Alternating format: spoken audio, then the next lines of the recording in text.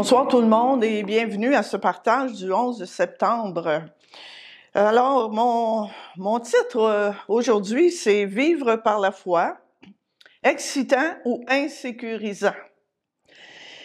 Parce que vivre par la foi, c'est toute une aventure.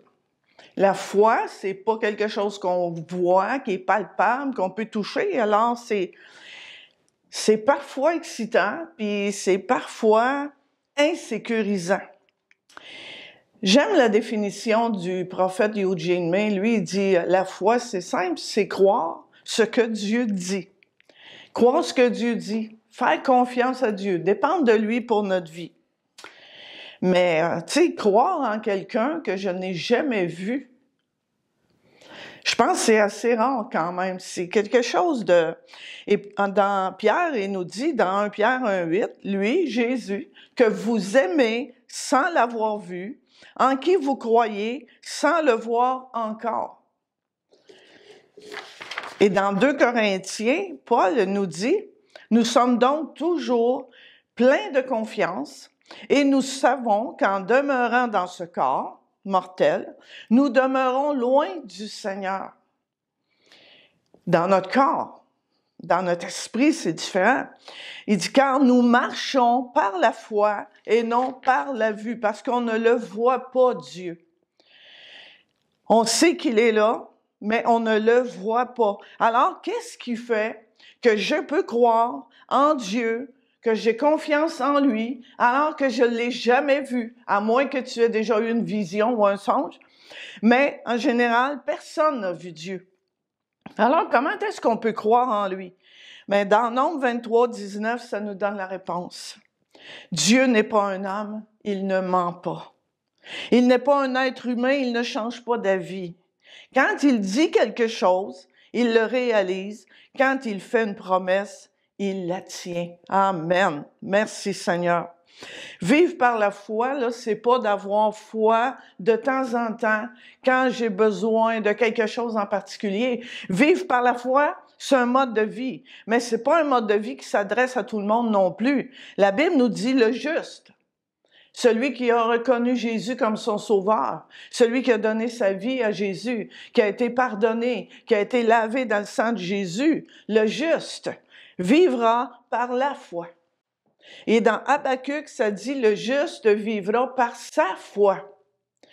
Pas la foi du voisin, pas la foi de tes parents, pas la foi de ton conjoint, de tes amis, pas la foi du pasteur, ta foi. Le juste vivra par sa foi. Et quand Jésus était sur la terre, souvent on peut lire dans les évangiles, il dit « Ta foi t'a sauvé. Ta foi t'a guéri. » Alors, c'est ma foi à moi. C'est la foi, mais c'est ma foi. Dans Luc 22, 31, 32, on connaît très, très bien ce verset-là. Le Seigneur dit, « Simon, Simon, Satan vous a réclamé pour vous cribler comme le froment. Mais j'ai prié pour toi, afin que ta foi ne défaille point. Afin, Pierre, que tu ne perdes pas la foi. » Et frères et sœurs, Satan a la même mission aujourd'hui. Nous cribler comme le froment, nous détruire, nous voler, nous mentir de toutes sortes de façons. Alors je crois que comme Jésus a fait pour Pierre, c'est important, frères et sœurs, que nous prions les uns pour les autres. Qu'on prie pour que mon frère, ma sœur ne perdent pas la foi à travers l'épreuve qu'ils traversent. Parce que Hébreux 11.6 nous dit, « Or, sans la foi, il est impossible d'être agréable à Dieu. » Pourquoi? Car il faut que celui qui s'approche de Dieu croit que Dieu existe et qu'il est le rémunérateur de ceux qui le cherchent. Autrement dit, qu'il récompense ceux qui le cherchent.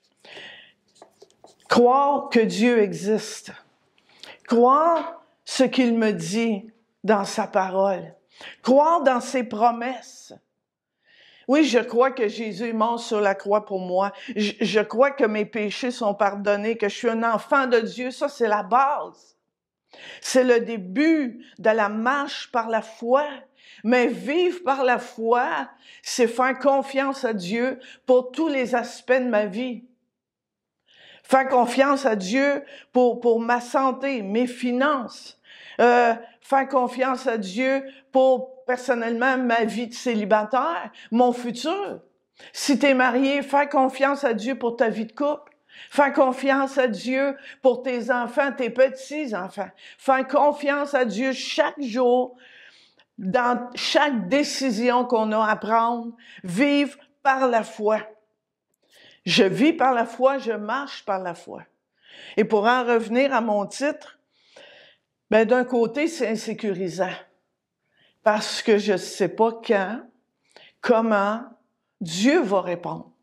Et vous l'avez certainement déjà entendu, Dieu n'est jamais en retard, mais il est souvent en dernière minute.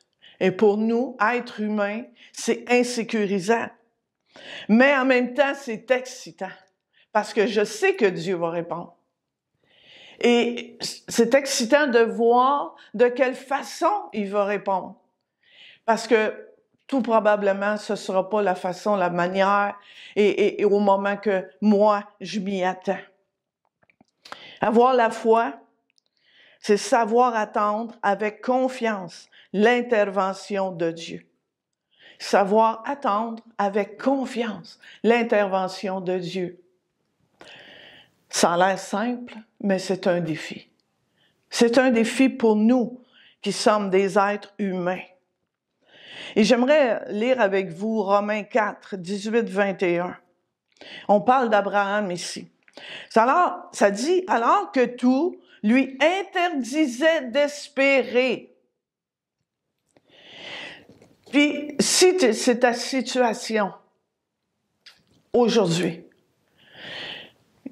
tout interdit, dans le sens que tu n'as comme pas le droit d'espérer parce que soit tu as eu un diagnostic du médecin, soit ta situation, là, pour toi, là, il n'y a rien à faire, autrement dit. C'est impossible. Et c'est ce que vivait ici Abraham. Alors que tout lui interdisait d'espérer, il a espéré et il a cru. Ainsi, il est devenu le père d'une multitude de peuples conformément à ce que Dieu lui avait dit. Ta descendance sera nombreuse. Il considéra son corps, qui était comme mort. Il avait presque 100 ans, et celui de Sarah qui ne pouvait plus donner la vie, et sa foi ne faiblit pas. Au contraire, loin de mettre en doute la promesse et de refuser de croire, il trouva sa force dans la foi. Comment? En reconnaissant la grandeur de Dieu. Il trouva sa force dans la foi, en reconnaissant la grandeur de Dieu. Et en étant absolument persuadé que Dieu est capable d'accomplir ce qu'il a promis. Quelle parole puissante ici. Quelle parole pour nous encourager, pour t'encourager aujourd'hui. Reçois cette parole. Refuse de douter. Refuse de douter. Mets ta foi en Dieu. Considère la grandeur de Dieu. Et comme dernier verset, j'aimerais partager avec vous Éphésiens 3, 20, 21. À celui qui, à ce Dieu grand, puissant, à qui tout est possible, à celui qui, par la puissance, le Saint-Esprit qui agit en nous, peut réaliser infiniment au-delà de ce que nos prières peuvent demander ou que notre imagination ose espérer. À lui soit la gloire dans l'Église et en Jésus-Christ, à travers toutes les générations, jusqu'au temps infini du monde à venir. Amen. Et avant qu'on rentre dans le chant, Dieu de l'impossible. C'est un merveilleux chant. C'est une merveilleuse façon de déclarer ma foi en Dieu. Mais avant d'entrer dans ce chant, je vais prier pour toi. Amen. Père Céleste, je viens devant toi et tu connais chaque personne qui est devant cet écran, qui écoute ce partage en ce moment. Tu connais chaque situation. Et Dieu, tu vois, Seigneur, ceux et celles qui traversent des épreuves qui durent depuis longtemps. Père Céleste, je prie que mes frères et sœurs soient fortifiés dans leur foi, qu'ils soient encouragés, que leur foi soit fortifiée, qu'ils ne perdent pas la foi. Et au nom puissant de Jésus-Christ, je viens renverser tout mensonge de l'ennemi qui voudrait semer le doute dans ton esprit. Je renverse tout mensonge de l'ennemi qui veut te faire croire que Dieu ne répondra pas à tes prières. Je renverse ces mensonges au nom de Jésus. Parce que Dieu, ce que Dieu a déclaré, il va l'accomplir. Parce que Dieu est un Dieu fidèle à ses promesses, fidèle à sa parole. Alors, Père éternel, je prie, Seigneur, que chacun de tes enfants puisse saisir ta parole, puisse saisir ta promesse. Seigneur, que par ta grâce, il soit relevé, il soit restauré, il soit guéri dans le puissant nom de Jésus-Christ. Amen.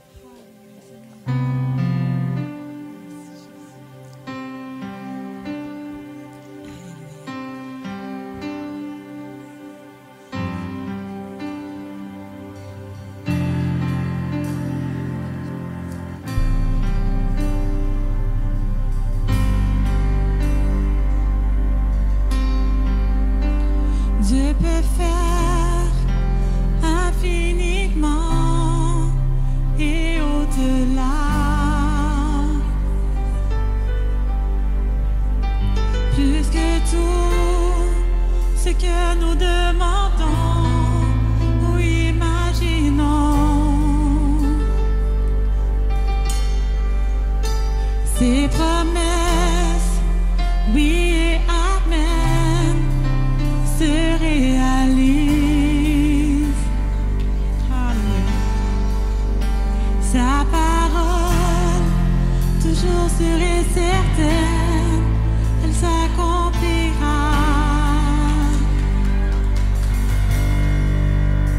Car il est puissant. Dieu est puissant.